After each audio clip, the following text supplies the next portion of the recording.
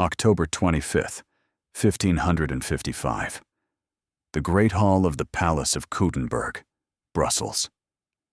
The air is thick, not with the smell of incense or feast day wax, but with the cloying scent of hundreds of velvet-clad bodies pressed together, their collective breath held in stunned anticipation. The light from the high Gothic windows is weak, a pale autumn sun filtering through the leaded glass, illuminating dust motes, dancing in the oppressive silence. This is not a coronation. It is an undoing. The sounds are muted, wrong.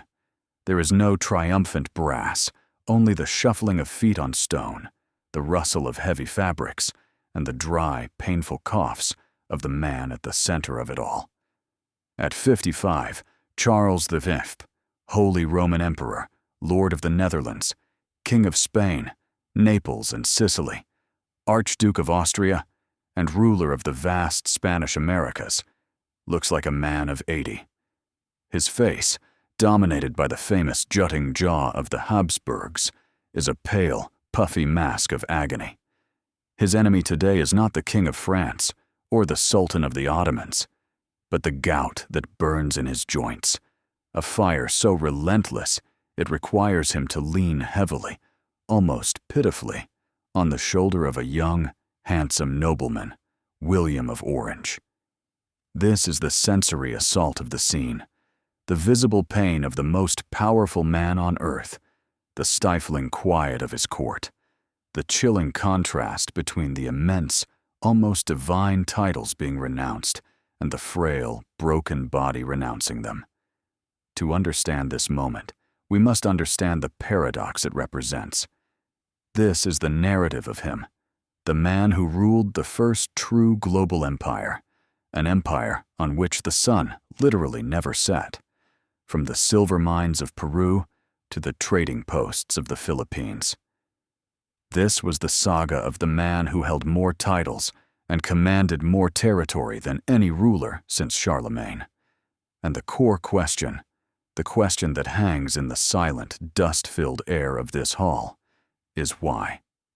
Why did this God among men grow so tired of his divinity? How did one man come to possess the world only to find the weight of it so unbearable that his final, greatest act of power was to give it all away? To understand this man, Charles of Ghent, we must return to the world that spawned him, a world of endings and violent new beginnings. He was not born to be a singular titan. He was born to be a component, a single, albeit important, piece in the vast, interlocking dynastic machine of the House of Habsburg. The central thesis of his existence was inheritance. He was the heir of everyone, and therefore, in his youth, the king of nowhere. This is the narrative of a boy who was less a person and more a political trust fund, a convergence of bloodlines so strategically brilliant, it seemed almost accidental. From his father, Philip the Handsome, he was to inherit the Netherlands and the free county of Burgundy. From his mother, Joanna, daughter of the legendary Catholic monarchs, he was bequeathed the newly united crowns of Castile and Aragon, with their Italian possessions in Naples, Sicily, and Sardinia, and, most critically, the sprawling, still unmapped territories of the New World. From his paternal grandfather, Maximilian I, the Holy Roman Emperor, came the Habsburg ancestral lands in Austria, and from his maternal grandfather, Ferdinand of Aragon, came the ambition to unite it all.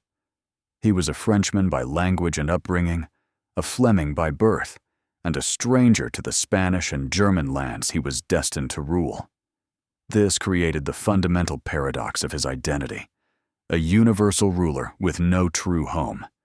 This was the saga of a man who had to learn to be Spanish, learn to be German, learn to be an emperor, all while feeling like an outsider in his own courts.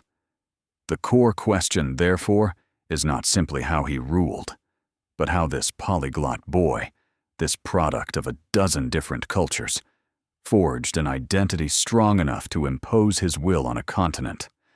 How did this heir, who began his reign with his own Spanish subjects in open revolt against him, transform himself into the very symbol of imperial authority, the linchpin holding a fragmenting world together?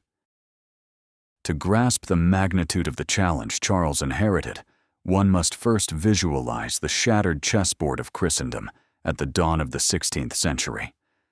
The medieval dream of a unified Christian world, guided by Pope and Emperor, was dying a slow, violent death. The board was instead crowded with powerful, ambitious new pieces, each moving to checkmate the other. In France, there was the House of Valois, personified by the young, dashing, and utterly ruthless Francis I, a Renaissance prince who saw the sprawling Habsburg inheritance not as a legitimate succession, but as a cage being built around his kingdom, a cage he would spend his entire life trying to tear apart. To the north, across the Channel, England was stirring under the equally young and ambitious Henry VIII, a monarch who, while not yet the continental power he would become, played a crucial role as a fickle, powerful spoiler, his alliance sought and bought by both Habsburg and Valois. In Italy, the heart of the Renaissance, the papacy was not a spiritual guide, but a temporal power, a state among states, with popes who were more warriors and politicians than shepherds, playing their own deadly game of alliances to preserve their territory against the encroaching shadows of France and the Empire. And to the east, a terrifying new reality was dawning. The Ottoman Empire, under the brilliant and brutal Selim IV, had crushed the Mamluks in Egypt and Syria, and was now poised to pivot its full, terrifying might towards Europe. Soon, Selim's son, Suleiman the Magnificent, would stand at the gates of Belgrade and Vienna, presenting himself as the true emperor of the world. And in the heart of Charles's own future empire, in the myriad states of Germany, a deeper, more insidious threat was brewing, a spiritual discontent that was about to find its voice in an obscure Augustinian monk named Martin Luther. This was the world Charles was born into, a continent seething with rivalries, on the brink of religious revolution, and menaced by an external threat more powerful than any seen in centuries. His inheritance was not a stable kingdom. It was a collection of crises, a geopolitical firestorm he was expected to command. The character of the man who would face this storm was forged in a crucible of madness, tragedy, and immense, suffocating expectation. The origins of Charles V are a Gothic drama. His ancestral curse was not poverty or obscurity, but a terrifying confluence of power and mental instability. He was the son of Joanna of Castile, known to history as Juana la Loca, Joanna the Mad. Her all-consuming, obsessive love for her husband, the handsome and philandering Philip of Burgundy, descended into a dark, public madness upon his early death. She famously traveled with his coffin for years, refusing to be parted from his body, a grim spectacle that cast a long, dark shadow over her son's youth. The fear of this inherited madness, the mancha or stain in his blood, would haunt Charles his entire life, a private demon that perhaps fueled his obsessive self-control and deep, melancholic piety. His childhood was not one of paternal guidance. His father died when he was 6, but of political calculation. He was raised not by his grieving, sequestered mother, but by his aunt, Margaret of Austria, in the sophisticated French-speaking court of the Netherlands. He was a pawn in the grand dynastic game, his future marriage prospects debated before he could even read. This upbringing forged a character of deep contradictions. He was quiet, reserved, and slow of speech, leading many early observers to mistake his caution for dullness. Yet beneath this placid Burgundian exterior, he inherited the iron will of his Spanish grandmother, Isabella. The chivalric romanticism of his grandfather, Emperor Maximilian, the so-called last knight, and the calculating political acumen of his other grandfather, Ferdinand of Aragon. He was a cocktail of European royal blood, a boy who learned early that his every move was scrutinized, his every word weighed. This was not a childhood that bred warmth or spontaneity. It bred a profound sense of duty, a powerful belief in destiny, and a deep, lonely self-reliance. He was being forged not to be a king, but to be an institution. The first step into this great game, the first taste of real power, was nearly his last. It came not with a glorious coronation, but with the fire of rebellion. When Charles arrived in Spain in 1517 to claim the throne of his deceased grandfather Ferdinand, he was, in the eyes of the Castilian nobility, a walking insult. Here was a boy of 17 who spoke no Spanish, surrounded by a greedy coterie of Flemish advisors and courtiers who immediately began to enrich themselves at the kingdom's expense. He was the foreign king, the outsider who treated the proud kingdom of Castile like a provincial cash machine to fund his even greater ambition: the election to become Holy Roman Emperor. This cultural and political arrogance ignited the revolt of the Comuneros in 1520, a widespread urban uprising that was part class warfare, part nationalist backlash. It was the crucible that forged the ruler from the boy. His initial response was fumbling, guided by his hated regent, Adrian of Utrecht. The royal forces made critical errors, such as the burning of Medina del Campo, which only fanned the flames of revolt. For a time, it seemed his Spanish inheritance would slip through his fingers. But the crisis taught him a brutal, vital lesson in statecraft. He learned to trust Spanish advisors. He began the slow, arduous process of learning Castilian, and he authorized a response that was both ruthless and politically astute. The rebel army was decisively crushed at the Battle of Villalar in 1521, and its leaders were summarily executed. Yet, following this iron-fisted victory, Charles showed a remarkable capacity for clemency and political reconciliation. He issued broad pardons and began to consciously transform his image, to present himself not as a Flemish foreigner, but as Carlos, Primero de España. The fire of the Comuneros burned away his youthful naivete. He understood that power was not merely inherited. It had to be won, held, and legitimized in the eyes of the governed. It was his first, and perhaps most important, lesson. An empire rests not just on titles, but on a foundation of force and carefully managed consent.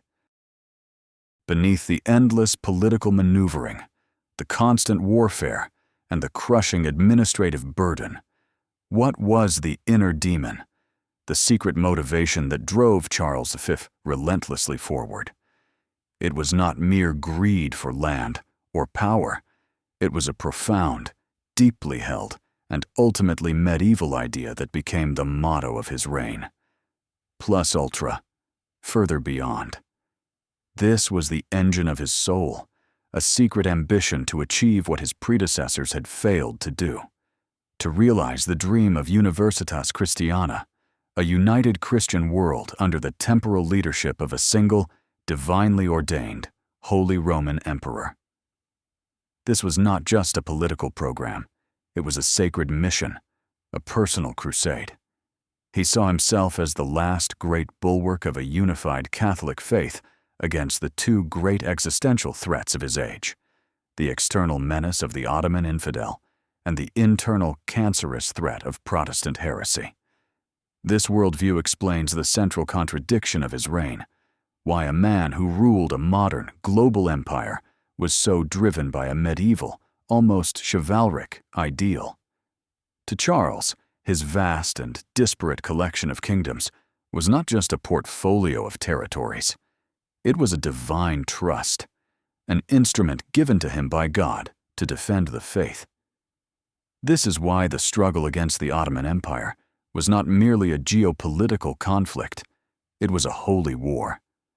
And this is why the rise of Martin Luther was not for him a matter of theological debate, but a rebellion against the divine order of the world, a personal affront to God and to him as God's chosen defender. His inner demon was a sense of absolute responsibility. He truly believed that the fate of Christendom rested on his shoulders alone. This crushing weight of purpose explains his relentless travel, his obsessive attention to detail, and his melancholy piety. He was playing for the highest stakes imaginable, the salvation of the Christian world. It was a motivation of awe-inspiring ambition, but it was also the seed of his own exhaustion and despair, for he had set himself a task that no single mortal could ever hope to achieve. No political drama is complete without a great rival, and for Charles, that rival was Francis III of France. This was the fateful encounter, the personal antagonism that defined the landscape of European politics for nearly 3 decades.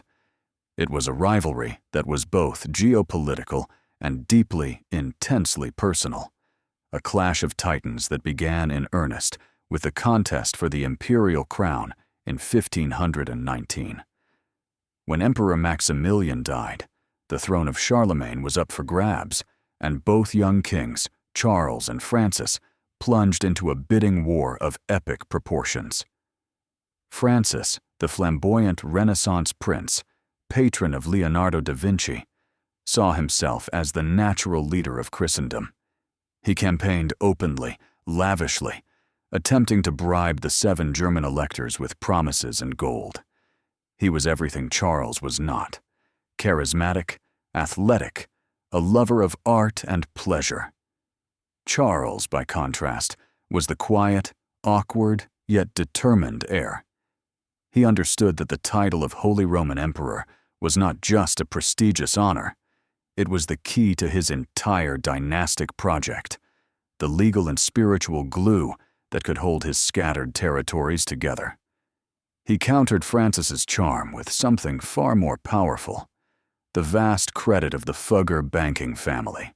He mortgaged his future revenues, borrowing a staggering sum to outbid the French king, securing the election and an eternal enmity.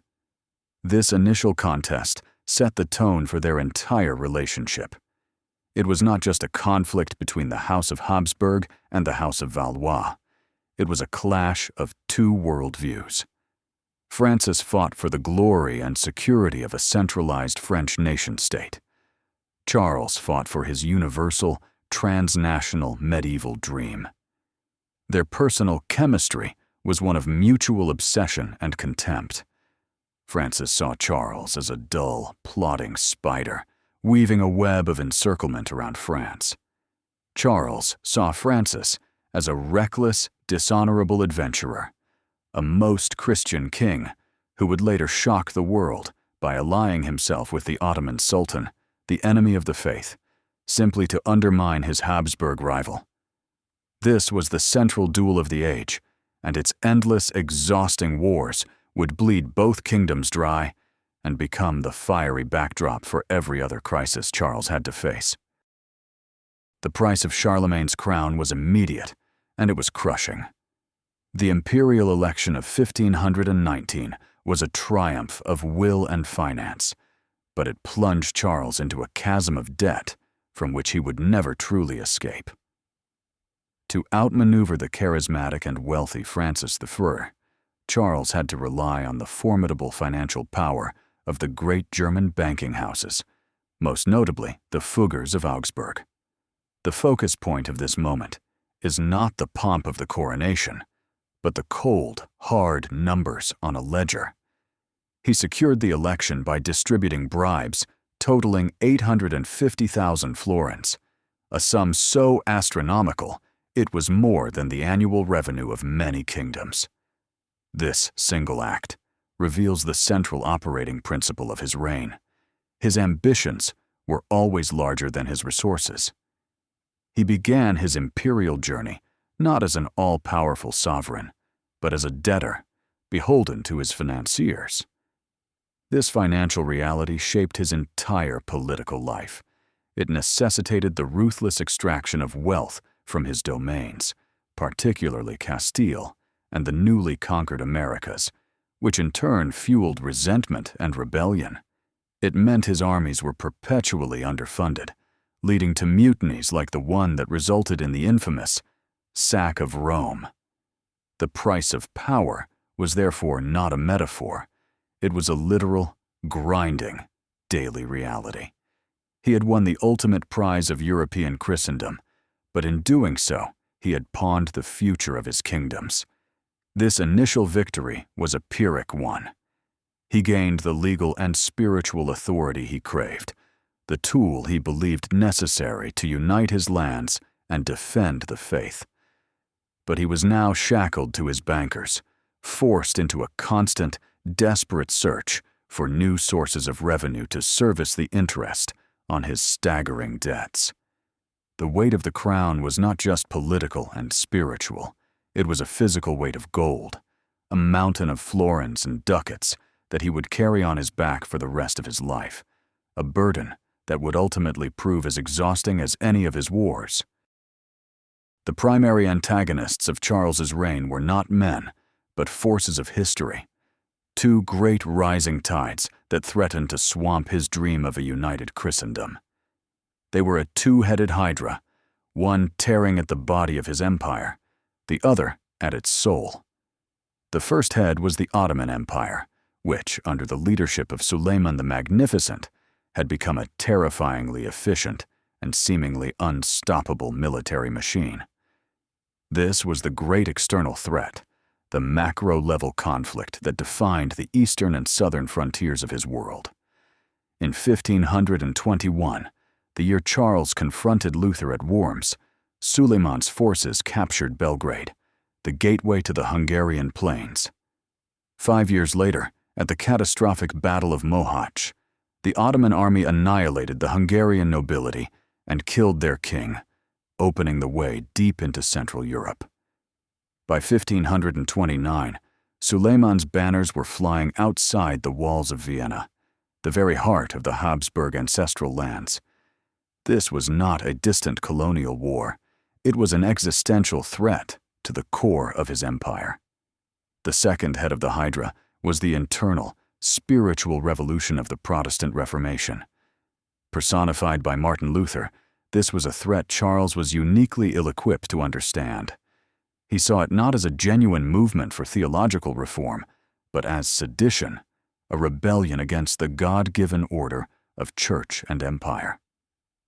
While Suleiman attacked the physical borders of his world, Luther and his followers, aided by the revolutionary technology of the printing press, tore apart its spiritual and political fabric from within. The German princes, eager to assert their independence from imperial control and seize the vast wealth of the church, used the Reformation as a powerful tool. Charles was thus forced into a permanent, unwinnable two-front war. Every time he planned a great crusade against the Ottomans, a Protestant uprising in Germany would pull him back. Every time he seemed close to crushing the German princes, a new Ottoman offensive in the Mediterranean or Hungary would force him to divert his armies. This was the central, grinding strategic dilemma of his reign, a relentless game of geopolitical whack-a-mole that drained his treasuries, exhausted his armies, and slowly crushed his spirit. In the face of this spiritual rebellion, Charles made his first great, fatal miscalculation, a psychological breaking point from which his dream of religious unity would never recover. The scene was the Imperial Diet of Worms in 1521. It was a moment pregnant with history.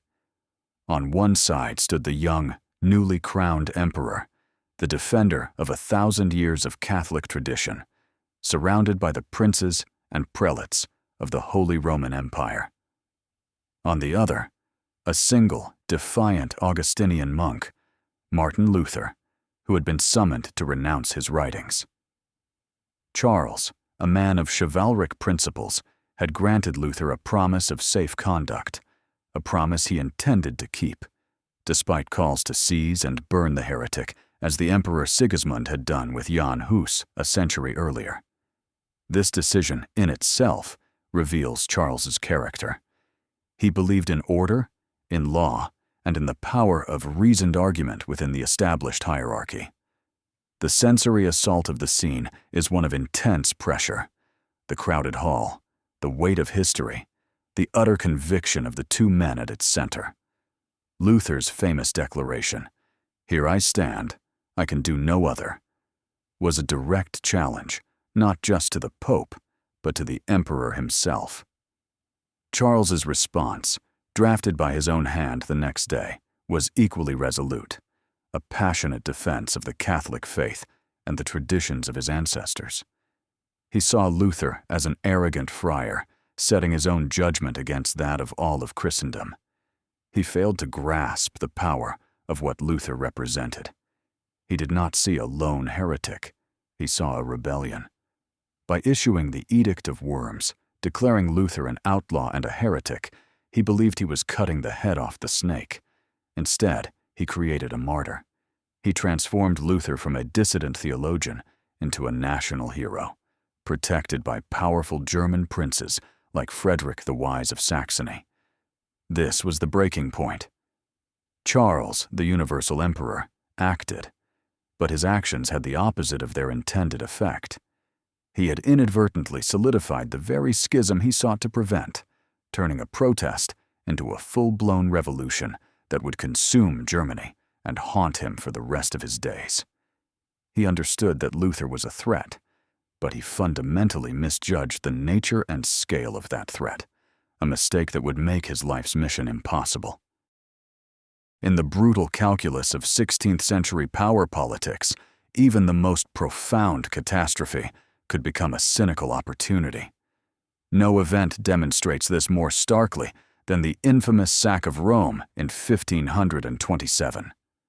This was, on its face, one of the greatest humiliations of Charles's reign, a public relations disaster that horrified Christendom.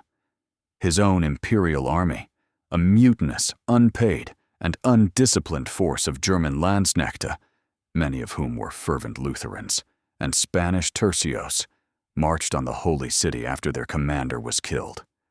What followed was a week of almost unimaginable horror. The sensory assault is one of chaos and sacrilege, the inhuman screams echoing through the Vatican, the stench of fire and death hanging over the Tiber, the sight of priceless Renaissance art being vandalized, of drunken soldiers dressing in the sacred vestments of cardinals, of nuns and citizens being brutalized in the streets. It was a hellish scene that seemed to signal the collapse of all order.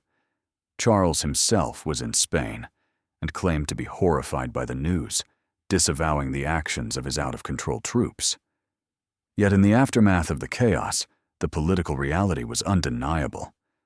Pope Clement VII, who had been intriguing against Charles by forming the League of Cognac with France and other Italian states, was forced to take refuge in the Castel Sant'Angelo, effectively becoming the emperor's prisoner. The sack of Rome, a moment of profound shame for Charles the Catholic, was a moment of supreme triumph for Charles the politician. It shattered the Pope's temporal power and prestige. It broke the French-led alliance against him in Italy, and it allowed him to assert an iron-fisted dominance over the Italian peninsula that would last for over a century. He used the chaos created by his own mutinous army to achieve a political objective he could not have won on the battlefield. This episode reveals the cold, pragmatic core beneath his pious exterior. While he may have genuinely lamented the sacrilege, he did not hesitate to exploit its political consequences to the fullest. The Pope was humbled, and 2 years later, it would be Clement VII who would place the imperial crown on Charles's head in Bologna, the last time a Holy Roman Emperor would be crowned by a pope. The sacrilege had paved the way for his ultimate triumph in Italy. If the sack of Rome was a dark and ambiguous victory, the Battle of Pavia in 1525 was the zenith, the single moment of greatest unblemished triumph in Charles's long struggle with his Valois rival. It was the climax of the Italian Wars, a scene of shocking violence and even more shocking outcome. The sensory assault of the battle begins in the freezing fog of a February morning. The sound is a symphony of hell, the deep boom of French artillery, the sharp, terrifying crackle of thousands of Spanish arquebuses, a relatively new and deadly technology, and the screams of men and horses. The Imperial Army, under the command of brilliant Spanish and Italian generals, took a massive gamble, marching through the night to outflank the besieging French forces. What unfolded was not a traditional clash of chivalry, but a massacre. The Spanish arquebusiers, protected by pikemen, tore the heart out of the elite French heavy cavalry, the gendarmes, who had dominated European battlefields for a century. The French knights, including much of the nobility of the kingdom, were cut down in a hail of lead. The climax of this sensory chaos was a moment of pure, unbelievable drama. Francis I, the King of France himself, unhorsed, surrounded, fighting on foot, was captured by imperial soldiers. The news was electrifying. A king, considered a sacred, almost divine figure, was now a prisoner of war. For Charles, this was the ultimate vindication. It was not just a military victory, it was a judgment from God. His rival, the man who had challenged him for the imperial crown, the man who had formed alliances against him, was now his captive. The victory at Pavia completely upended the balance of power in Europe. It shattered the French army, affirmed the superiority of the new Spanish tercio tactics, and left Charles the undisputed master of Italy.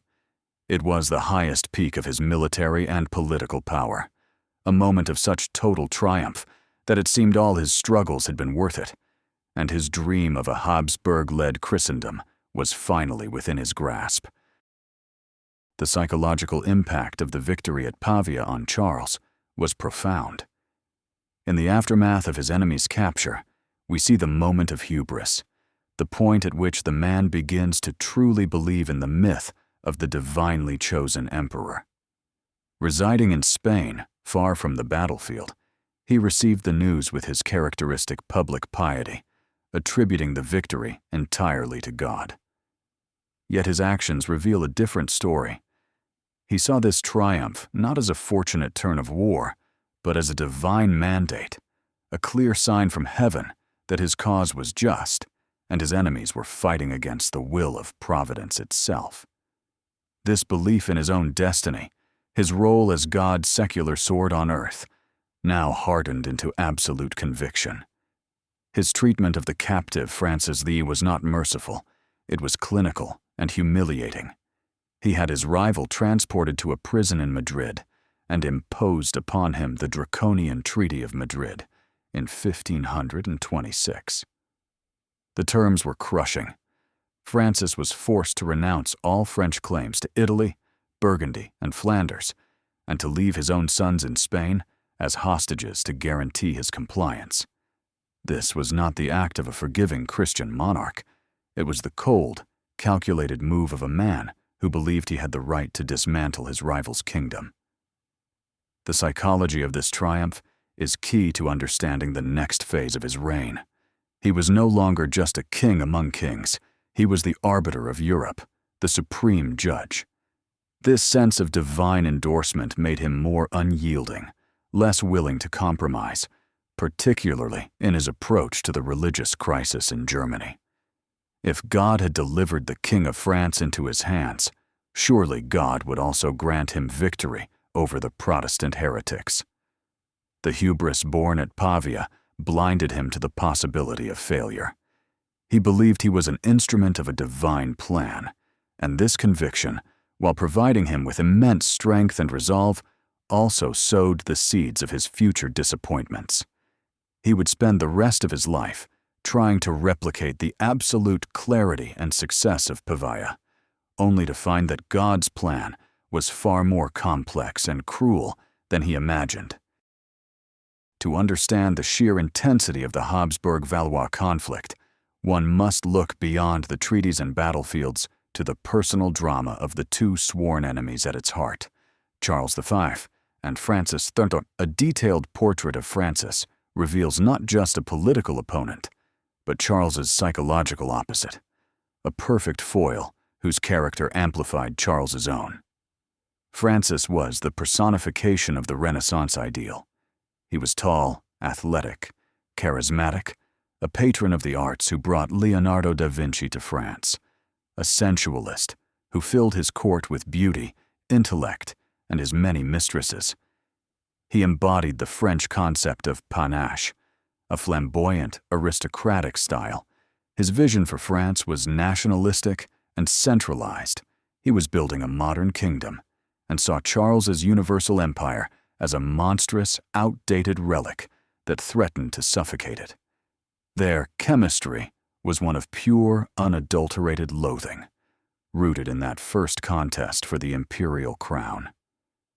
Francis never forgave the humiliation of being outbid and outmaneuvered by the dour, awkward young Habsburg.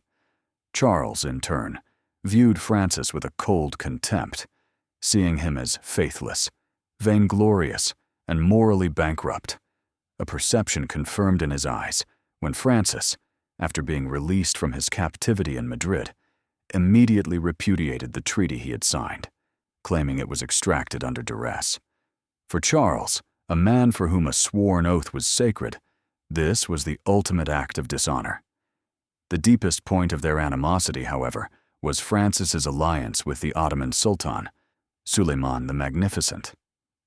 For Charles, the defender of Christendom, this was an unforgivable sin, a pact with the devil. For Francis, it was pure realpolitik, a strategic masterstroke that forced his rival to fight a two-front war.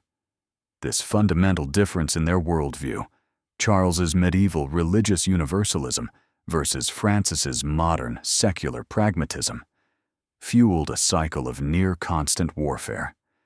They were trapped in a personal death spiral, their reigns defined by their opposition to one another, their ambitions mutually destructive.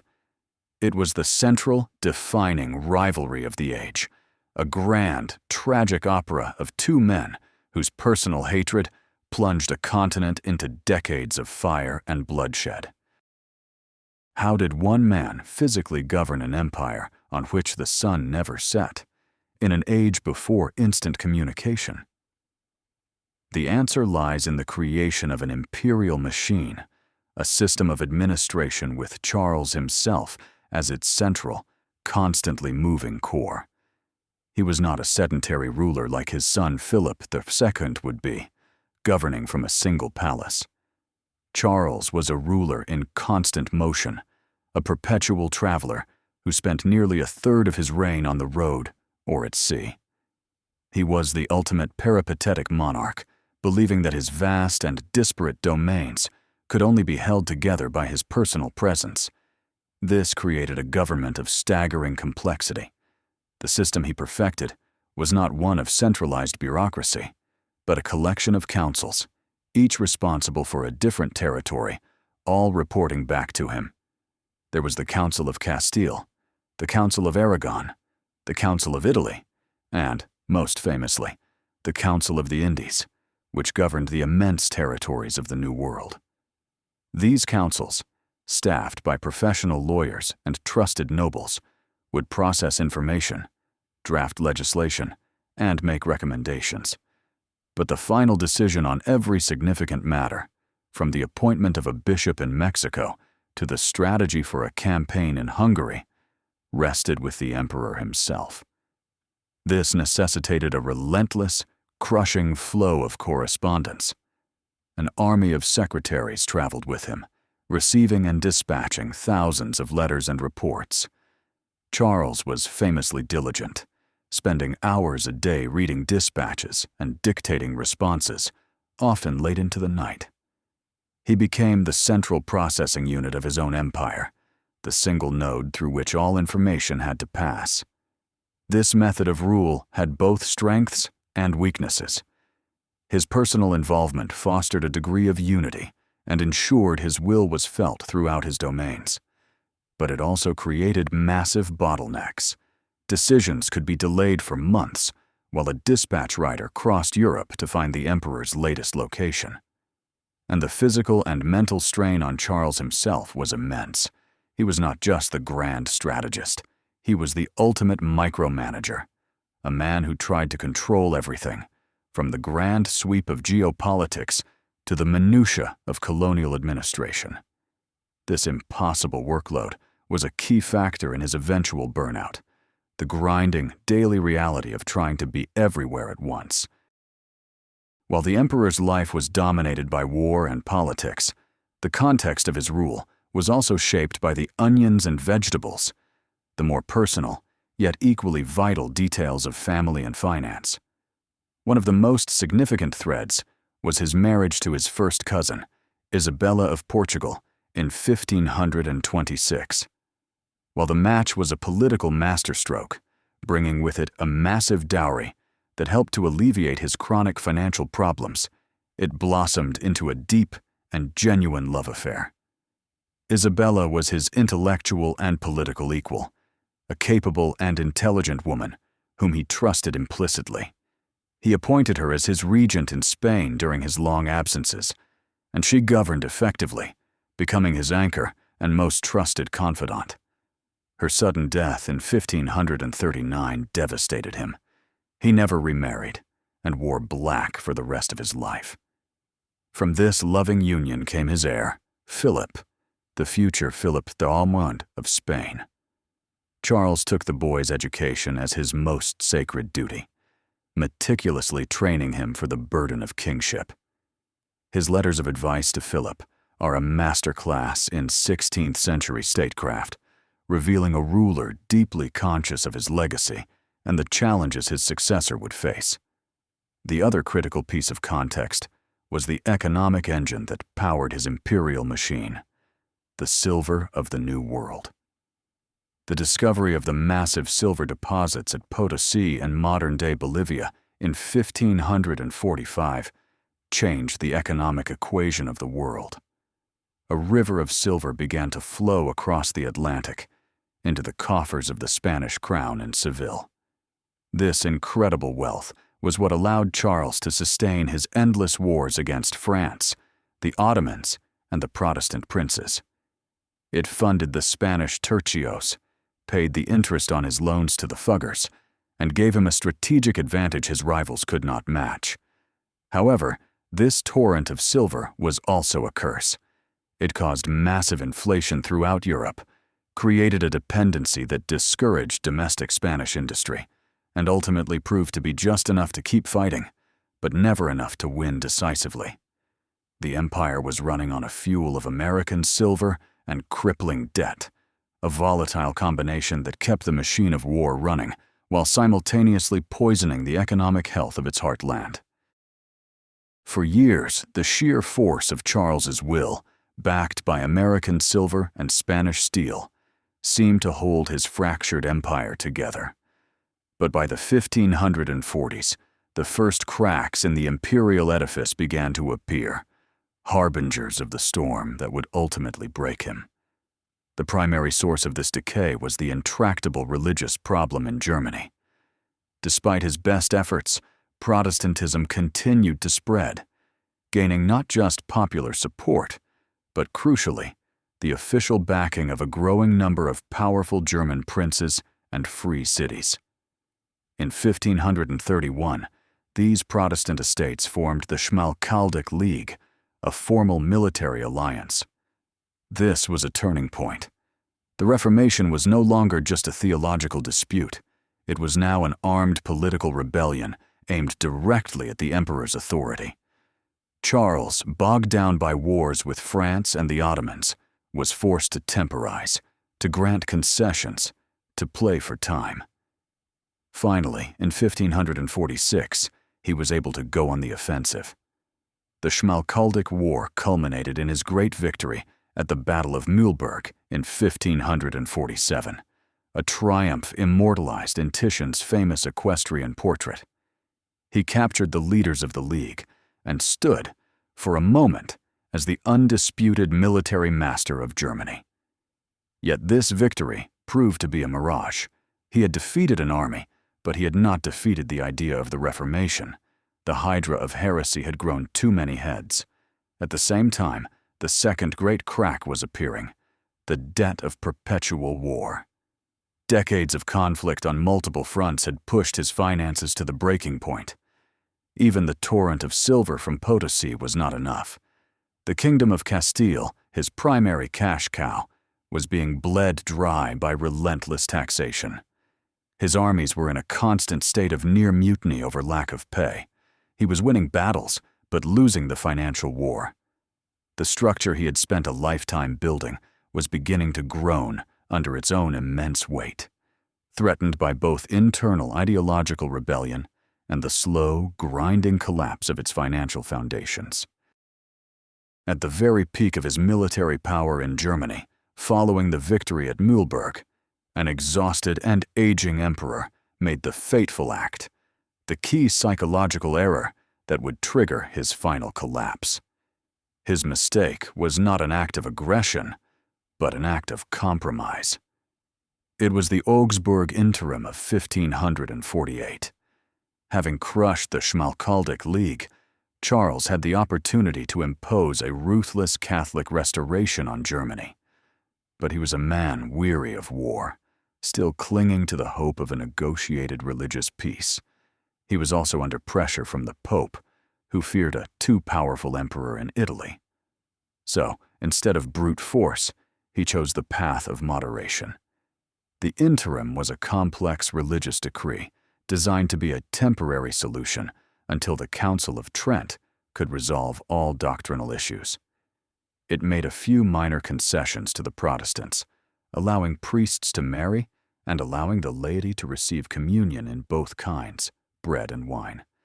But it decisively reaffirmed core Catholic doctrines like the 7 sacraments and the authority of the Pope. The psychology of this error is crucial. It was the decision of a man who believed in rational, top-down solutions, who thought he could engineer a compromise that would bring the rebels back into the fold. He failed to understand the depth of passion and conviction on both sides. The interim was a political masterpiece of ambiguity that proved to be a human and religious disaster. It was hated by everyone. For the hardline Catholics, it was a scandalous dilution of the true faith, a pact with heretics. For the Protestants, it was nothing more than a thinly veiled attempt to reintroduce Catholicism through the back door, an intolerable imposition they called the interitus, or destruction. The attempt to be a reasonable mediator, to find a middle ground, backfired spectacularly. It reignited fierce resistance across Germany, alienated his Catholic allies, and squandered all the political capital he had won on the battlefield at Mühlberg. It was the fateful act of a tired man who misread the soul of his opposition, and it would lead directly to his greatest personal and political catastrophe. The catastrophic consequence of the failed Augsburg interim was not long in coming. It arrived in 1552, and it was not just a defeat, but the greatest personal catastrophe and humiliation of Charles's life. The resolution of the second act of his reign was a scene of ignominious flight. The agent of his downfall was Maurice of Saxony, a brilliant and treacherous Protestant prince who had previously allied with Charles against the Schmalkaldic League. Feeling betrayed by the emperor and seeing an opportunity, Maurice secretly forged an alliance with the King of France, Henry II, Francis III's son and heir, and launched a sudden, lightning strike against the emperor's forces. Charles, who was in Innsbruck, was taken completely by surprise. He was old, sick with a crippling attack of gout, and almost completely undefended. The sensory details of this moment are those of panic and desperation. A frantic nighttime flight through the snow-covered mountain passes of the Alps, the emperor being carried in a litter, his grand imperial dream dissolving into a desperate scramble for personal safety. The supreme ruler of Christendom, The man who had captured a French king and faced down the Sultan was now a fugitive in his own empire, hunted by his own vassal. The political fallout was devastating. While Charles escaped capture, he lost all control over Germany.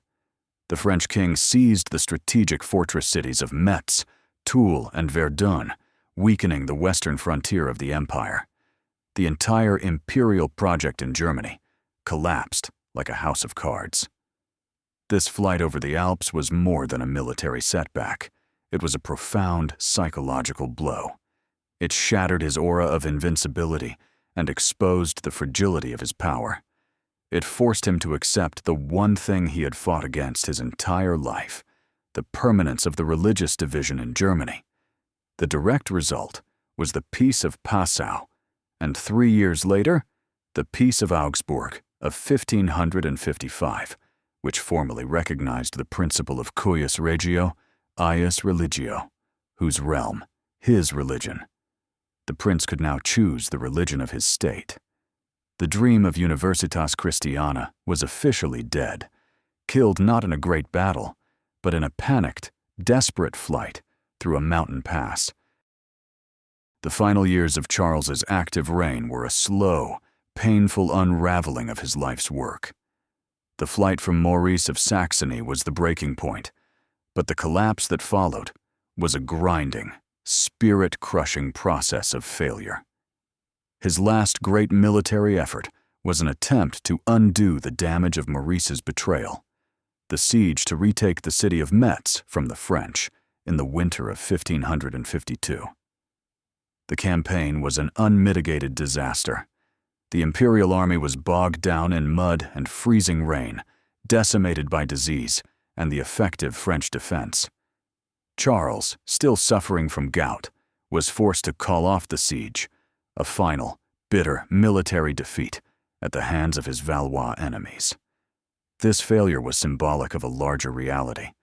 The emperor was physically and spiritually broken. The man who had been in constant motion for 30 years was now often immobilized by pain, his body giving out under the strain of a lifetime of warfare and travel. At the same time, his empire was plunging into bankruptcy.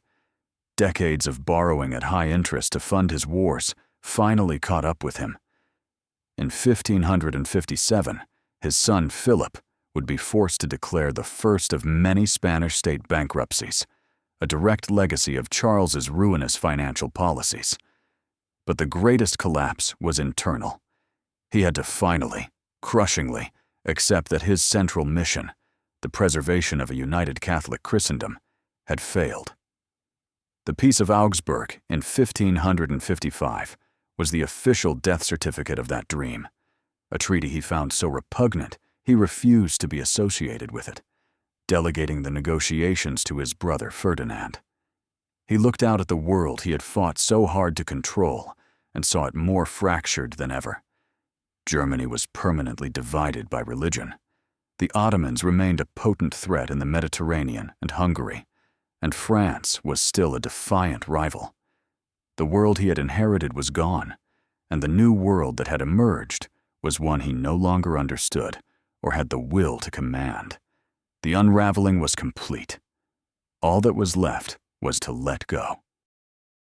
The hero's finale was not a death in battle or a quiet fading away. It was a deliberate, stunning act of political theater, a final great performance on the world stage. The scene returns to where our story began, the Great Hall in Brussels, October 25th, 1555.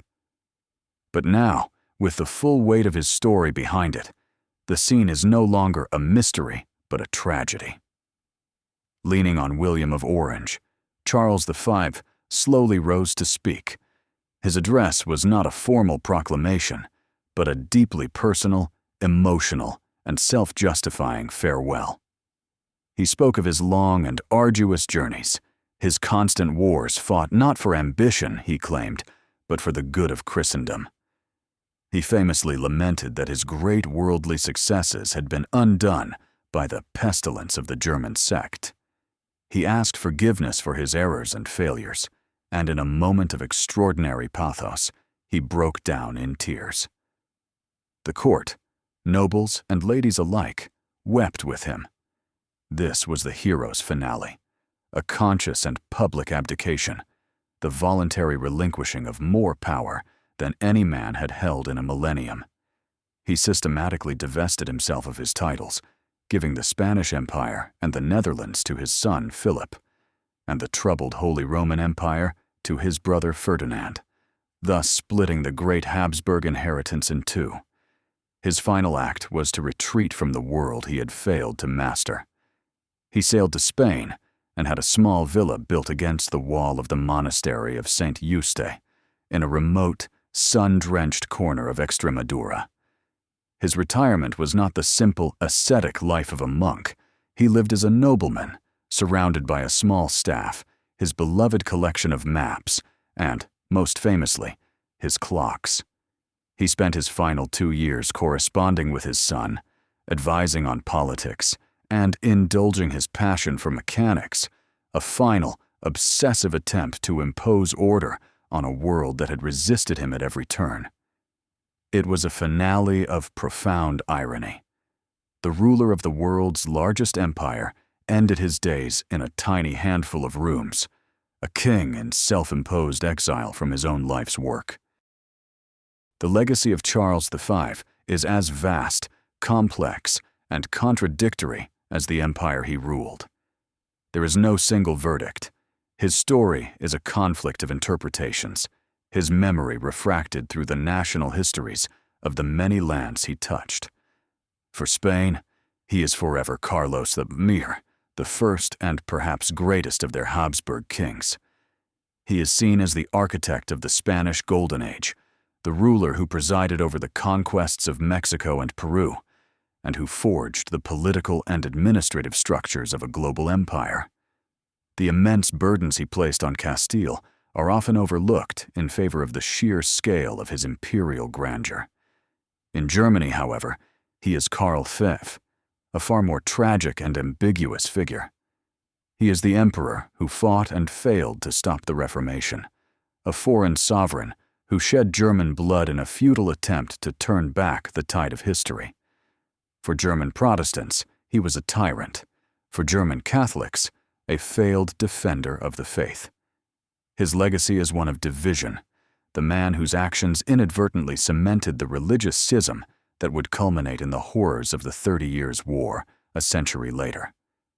In the Netherlands, he was a native son, the boy from Ghent, and yet his policies, the centralization of power, the heavy taxation to fund his foreign wars, and the persecution of Protestants, laid the groundwork for the massive revolt against his son, Philip II, that would tear the Low Countries apart. For the indigenous peoples of the Americas, his name is inextricably linked with conquest and catastrophe. The distant, unseen emperor in whose name their civilizations were overthrown, their resources plundered, and their populations decimated by disease and exploitation. And in the grand narrative of Europe, he stands as the last man to seriously pursue the medieval dream of a universal Christian monarchy. His failure marked the definitive triumph of the modern nation-state, the end of an old world and the beginning of a new one. His legacy is therefore not a monument of stone, but a crossroads, a point of divergence where the path of European history irrevocably turned. We now return to the core question, the central dramatic paradox. How did one man rule this unprecedented global empire, and why did the god grow tired? The final, comprehensive answer is that Charles V abdicated because he was a medieval man forced to solve intractable modern problems, and the sheer scale of the task broke him. He ruled through a combination of relentless personal energy, a sophisticated system of councils, and the fortunate windfall of American silver. He held it all together through the force of his own will and the unifying legal and spiritual authority of the imperial title. But he grew tired of being a god, because the job description was impossible. His central dramatic flaw was his anachronistic worldview. His life's mission, the preservation of Universitas Christiana, was a beautiful, chivalric dream that was already obsolete. He was fighting against the most powerful forces of the early modern era.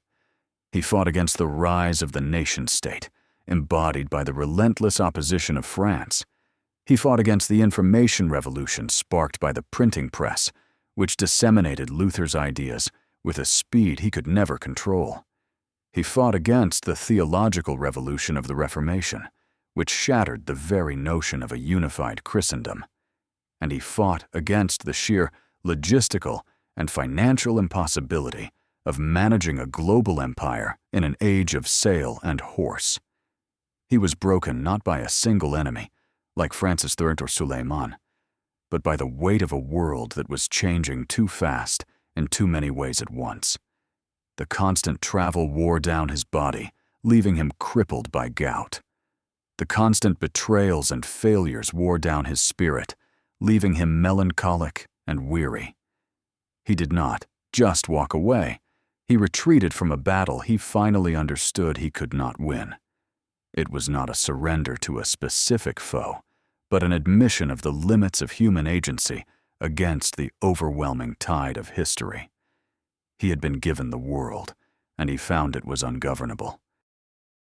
The ultimate philosophical conclusion, the verdict of history on the life of Charles IV, is a profound and tragic lesson about the nature of power and the burden of responsibility. His story is the ultimate cautionary tale against the dream of universal empire. It demonstrates that such vast concentrations of power are not only a threat to the liberty of others, but a crushing, dehumanizing weight for the individual who wields them. Charles's life was a testament to the idea that no single person, no matter how diligent, pious, or divinely ordained they believe themselves to be, can bear the weight of the world. His saga is the story of the clash between a man's will and the intractable complexity of humanity. He sought unity, but the world craved diversity and division, whether through national identity or religious conviction. He sought to impose a single, ordered vision. But history is a chaotic, multi-threaded narrative that refuses to conform to any one man's plot. The universal lesson of his life is the tragedy of absolute responsibility. He was not a tyrant in the mold of a Caligula or a Nero. He was, by his own lights, a profoundly dutiful man who worked himself to the point of collapse in service of an ideal. Yet that very sense of duty, his belief that he alone was responsible for the spiritual health of Christendom, was the source of his greatest failures. It made him inflexible, unable to accept the reality of religious pluralism until it was too late. It led him to bankrupt his homeland of Spain, to pursue unwinnable wars abroad. His life stands as a testament to the fact that the grander the ambition, the more spectacular the failure. He is the archetype of the weary Titan, the man who gains the whole world but loses his own peace, a solemn reminder that any empire, no matter how vast, is ultimately built on the finite strength and fragile spirit of a single human being. The final frame, the delicious kebab that leaves its lingering taste, is a small, quiet scene from the end of his life. It is not a battlefield or a throne room, but a small chamber in the monastery at Yuste. The air is warm and still, thick with the scent of Spanish dust and orange blossoms. The only sounds are the buzzing of flies and a soft, rhythmic ticking. Dozens of clocks line the walls, on tables, on shelves, a menagerie of timepieces of all shapes and sizes, from intricate German astronomical clocks to simple Italian table clocks. At the center of this room sits an old man in a chair, his face etched with pain and disappointment, his famous jaw now slack. It is Charles. He spends hours here with his trusted clockmaker, tinkering with the delicate mechanisms of gears and springs. His final obsession, his last great project, is not to rule the world, but to make all of his clocks strike the hour at the exact same instant. Day after day, he adjusts a pendulum here, oils a gear there, but he can never achieve perfect synchronization. One clock is always a second too fast, another a fraction too slow. The cacophony of slightly offset chimes that fills the room at noon is the sound of his ultimate failure. This image is the perfect, haunting metaphor for his entire life. Each clock is one of his kingdoms: Castile, Aragon, Austria, the Netherlands, Naples, Mexico. For 40 years, he had tried to make them all run in perfect harmony, to subordinate them to a single, unified, imperial time. But they were all too different, each with its own rhythm, its own internal mechanics. He could not make them chime as one. The ticking of the clocks of Yuste is the final sound of his reign, a quiet, persistent reminder of the grand, impossible dream of a man who tried to impose order on the beautiful, dissonant chaos of the world, and grew tired of being a god when he found it could not be done.